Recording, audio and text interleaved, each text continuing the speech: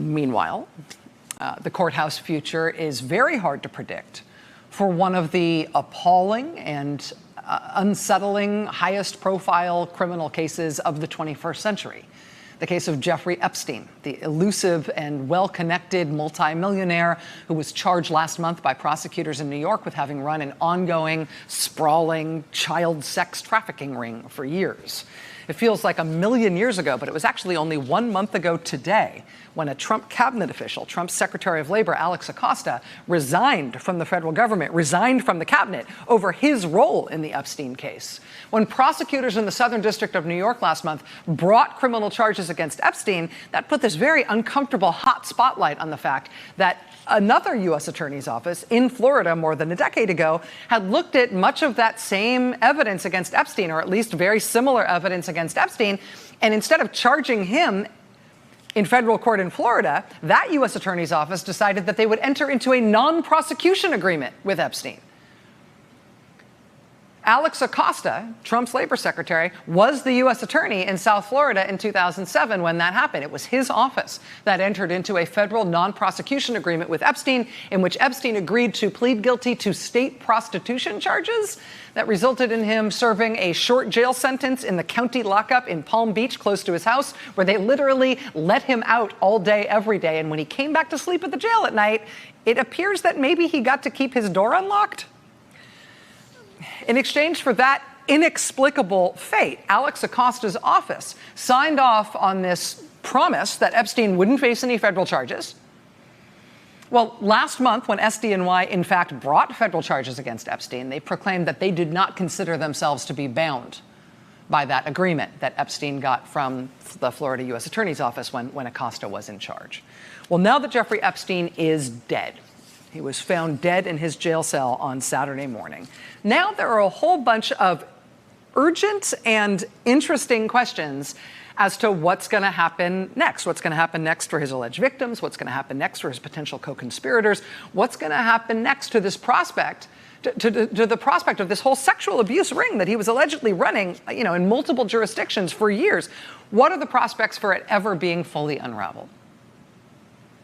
Some of these things, I think, are questions that we may be able to get some answers to with the right expert help, which we are going to try to get tonight. But let's start with that non-prosecution agreement that Jeffrey Epstein got from Trump's labor secretary, Alex Acosta, back in Florida in 2007. Part of the reason Alex Acosta got in so much trouble for his role in the Epstein case, I think part of the reason he had to resign over it, even though it's not like the Trump administration was pressuring him to, is that he didn't just sign off on the non-prosecution deal with Epstein.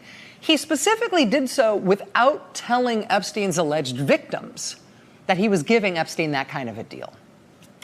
And that is not only shudderingly disgusting, it's also illegal under the Crime Victims' Rights Act. There's a statute that says crime victims need to be notified about those kinds of decisions by prosecutors. Well, some of Epstein's alleged victims brought a lawsuit in federal court in Florida alleging that their rights were denied under that Crime Victims' Rights Act because they weren't notified about the kind of sweet deal that Epstein was getting from prosecutors. Today, on the first business day after Jeffrey Epstein turned up dead, today that same group of Epstein's alleged victims filed this new motion in federal court, formally notifying the court of Epstein's death, and asking for one very specific thing as a consequence of his death. That non-prosecution agreement that Alex Acosta gave to Epstein in Florida back in 2007, it not only promised that prosecutors wouldn't bring any federal charges against Epstein, it also said there would be no federal charges brought against any of Epstein's co-conspirators.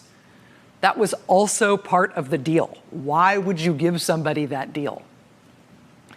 Well, now that Epstein is dead, his alleged victims say they want the court to invalidate the provisions in the non-prosecution agreement that preclude prosecutions of Epstein's co-conspirators. Quote, because Epstein is now dead, there will never be a criminal trial to hold him accountable, either in the Southern District of Florida, the Southern District of New York, or elsewhere. Accordingly, the victims and the public will never witness his public trial, where the facts connected to sexual abuse will be fully aired. This means that the informational remedies the victims have sought regarding this case assume enhanced importance and should be granted by the court. It also means the public hearing should be held promptly to give the victims at least some kind of day in court. The only objection the court received to that hearing was from Epstein, and his death moots that objection. So that's one really interesting tributary of the Epstein case now that he's dead. Southern District of New York was already not respecting that non-prosecution agreement that Alex Acosta gave Epstein back in 2007. SDNY said they did not feel bound by that when it came to Epstein. Well, Epstein's alleged victims want the non-prosecution agreement formally dissolved now that Epstein has died. But specifically, they want it dissolved when it comes to his co-conspirators as well. Anything in that deal that precluded federal charges against any of Epstein's co-conspirators, they want that invalidated now that he's dead. If the people who helped Epstein allegedly commit these crimes, participated with him in these crimes, were not being prosecuted because of that deal that Acosta gave him more than 10 years ago, they want that wiped off the table. That has implications not just in federal court in Florida, where this motion was filed today, but also potentially in New York.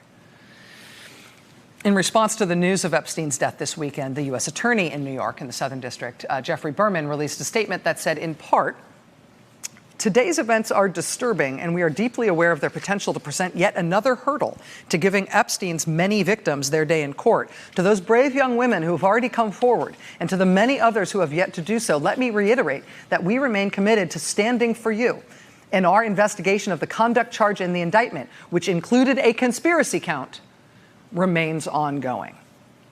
Emphasizing and setting apart, which included a conspiracy count. The U.S. Attorney going out of his way to say, hey, one of the things we charged Epstein with here in SDNY was conspiracy. And of course, you can't conspire alone. So who did he conspire with? I mean, the implication of the statement from the U.S. Attorney's Office is that there are other people who will be brought to account in conjunction with Epstein's alleged crimes. I want to know more about what the U.S. Attorney means by that. I mean, thus far, SDNY hasn't charged, let alone named, any potential co-conspirators who helped Epstein do what he did, even though they did charge him alone with conspiracy.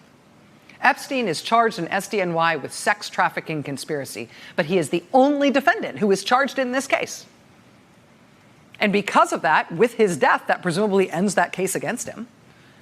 I mean, if they don't charge somebody else, right? You can't have an indictment against no living person. When prosecutors in SDNY brought their case against Epstein last month, one of the things they included in the indictment was that they wanted to seize Epstein's house, reportedly the largest private residence in Manhattan. They gave the court notice that they intended to force Epstein to forfeit any property, real and personal, that was used or intended to be used to commit or to facilitate commission of the offenses outlined in the indictment. That means that Epstein, had Epstein gone on trial and been convicted, the government had already given the court notice that they intended, upon his conviction, to seize his assets, to seize his very, very, very valuable assets. I mean, that one home alone in Manhattan would be worth tens of millions of dollars, right? Now that Epstein's dead, you can't put him on trial, which means you can't convict him, which means they can't seize his assets that way. So there's a couple of other things to watch when it comes to SDNY, right? There's this looming and dramatic question as to whether they're going to charge anybody else, whether they're going to charge any alleged conspirators who conspired with Epstein to commit these crimes, right? Whether there's anybody else who may be a target of prosecution besides him now that he's dead. Otherwise, the SDNY case goes away. But there's these other really specific things to watch, right? About the money in particular. Prosecutors can't seize his assets upon conviction like they were planning. They could get at his assets one other way. They could bring what's called a civil forfeiture action, where the prosecutors would go to the court to try to convince the court to seize his assets and hand them over to the government, even without putting him on trial and convicting him. It's essentially asking a judge to rule that under a preponderance of the evidence, the government should be allowed to rightfully seize those assets from his estate because they were used in the commission of a crime. Those assets should be liquidated and redistributed to his victims. Right? Prosecutors have the option to ask the court for that. It is rarely used and it is hard to do. It has been done in the past. That's one thing that could happen in SDNY. Another thing to watch closely when it comes to SDNY is that it has appeared since Epstein got these criminal charges last month, sex trafficking and conspiracy related to sex trafficking. It has appeared since those criminal charges were filed against him that the SDNY investigation into him branched out to include his finances. There's been a whole bunch of reporting since Epstein was charged in New York that the FBI was getting documents from banks and financial institutions about their dealings with Epstein. There's been reporting that some people who Epstein was known to be financially linked to have been handing over documents and information to prosecutors in the FBI. Epstein's wealth is a source of great mystery. Nobody knows quite where his money came from. Nobody quite knows the extent of it. Nobody quite knows how or if his enormous fortune relates to his alleged career of sexual abuse. But the New York Times reports today, in something of an ominous sign, that two of the attorneys who worked for Jeffrey Epstein, attorneys who dealt with financial matters for him, things like dealing with his trusts and his charities, two of Epstein's own lawyers have now themselves hired criminal defense attorneys for themselves. When your lawyers hire defense lawyers. So that's all worth watching in terms of SDNY. What's going to happen to that case, what's going to happen to other potential co-conspirators, and what's going to happen in terms of Epstein's assets. Beyond SDNY, though, there are a few other things that we just don't know how they're likely to unroll in the wake of Epstein's death. One of them is the obvious question of whether or not Epstein's many alleged victims are all going to bring civil lawsuits against his estate. He's not going to be charged on in criminal court now, right? He's dead. But civil lawsuits against his estate by his accusers, either as a group or as multiple groups or one by one, I think that's widely expected given the attention to this case, what appears to be the magnitude of Epstein's wealth, what appears to be the magnitude of evidence against him. Will those civil cases potentially lay bare for the public more of what happened here and who else may have been involved? Very hard to say. Worth watching. Also worth watching, another sort of wild card in this case, is that Epstein was accused at various times in all of his legal sagas. He was accused at various times of witness tampering, pressuring or threatening people or paying off people who might otherwise be able to give investigators information about his activities. But one of the ways that Epstein appears to have kept people from talking to police and investigators is that Epstein reportedly made everybody who worked for him sign non-disclosure agreements. Well, now that Epstein's dead, not only can he not cajole or bribe or threaten people so they won't speak to investigators, any non-disclosure agreements that anybody was bound by during the course of Epstein's life may have just become considerably less compelling with Epstein dead and gone. If so, if the non-disclosure agreements that Epstein apparently passed out like candy to the people who worked for him in all sorts of different capacities, if those non-disclosure agreements have just become, if not moot, then at least much less powerful with his death, well, that's a potential goldmine of information, both for the public and investigators, in terms of tracing what Epstein did over all these years and with whom and who may have helped him in his crimes. And just one last thing that feels very much like an open door, and you definitely can't see what's inside there. A last issue to keep an eye on is whether there may still be more public disclosure to come from the existing cases that are already out there related to Epstein.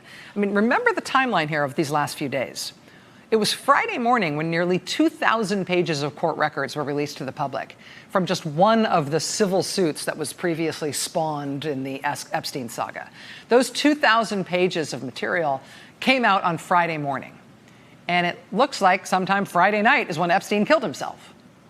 Miami Herald investigative reporter Julie K. Brown, whose work has been the groundbreaking journalistic enterprise that broke the Epstein case back open, one of the things that she has been highlighting in these couple of days since Epstein's death is that from that one civil case alone that gave us those 2,000 pages on Friday morning, we may be getting thousands more pages unsealed in very short order. And that's just one of the civil cases around the Epstein saga. If Jeffrey Epstein killed himself in jail after the first 2,000 pages came out, what do we expect from the next thousands of pages that are going to come down the pike? Reporter Julie K. Brown joins us live here next. Stay with us. Hey there, I'm Chris Hayes from MSNBC. Thanks for watching MSNBC on YouTube. If you want to keep up to date with the videos we're putting out, you can click subscribe just below me or click over on this list to see lots of other great videos.